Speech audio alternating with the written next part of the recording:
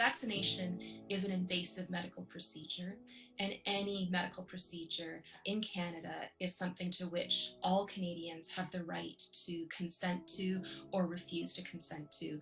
And all citizens of Canada are protected under the medical and legal ethics of voluntary informed consent.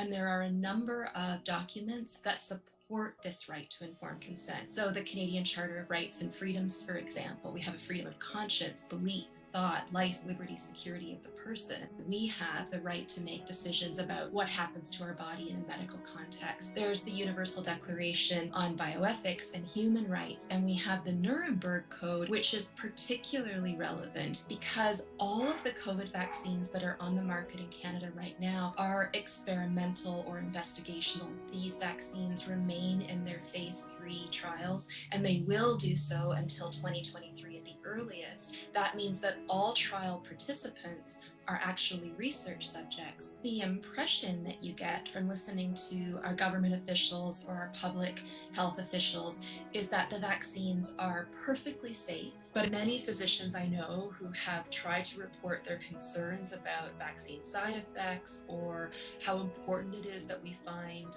therapeutic treatments for COVID, they say that they can't get anyone to listen to them. Now, the College of Physicians and Surgeons released a statement warning physicians not to raise questions that go against the narrative. This is so incredibly harmful because the whole nature of the scientific discipline, the scientific method, proceeds on the idea that you start with a hypothesis, you test it out. If all the data supports your initial hypothesis, that's great, you can proceed to the next step. But if it doesn't, that's an invitation for people to propose alternative ideas and alternative hypotheses. And we are certainly in a position now where there is enough concern, enough dissension among very well-credentialed, very insightful people that the scientific discourse, the medical discourse needs to open itself up and bring all of these voices to the table to make sure that we aren't doing more harm than good. The core principle of medical practice is non-maleficence, which is do no harm. The doctor's primary obligation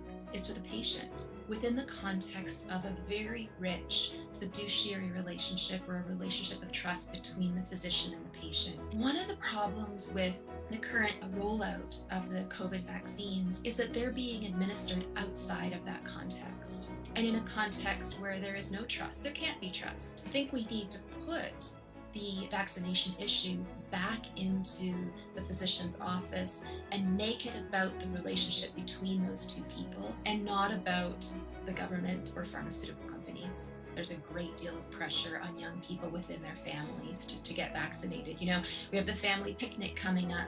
Grandma and grandpa are going to be there. You want to be able to go, don't you? You don't want to put them at risk, do you? Children being, invited to, we might even say lured to Nathan Phillips Square in order to be vaccinated.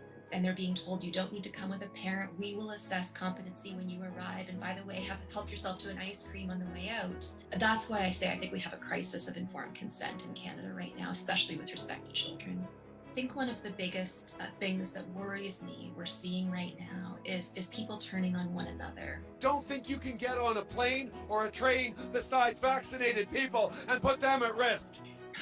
If you look at every other slide from a democracy or a republic in history into a kind of dictatorship or autocratic state, people turning on one another is definitely one of the early stages of that slide. We are at the precipice of a very scary national and global situation. And that isn't because of a virus, but rather because of the response. If you're watching from Canada, remember that we have a Canadian Charter of Rights and Freedoms. We have a very good constitution, and those documents are one of the key elements that makes our country democratic. We need to have courts and lawyers and government officials who apply those documents appropriately, and we need to have citizens who participate effectively as democratic citizens, and that means asking the right questions of our officials, not just focusing on our rights, but our responsibilities as well. Medical procedures in Canada require your voluntary consent, and please don't let anyone tell you otherwise.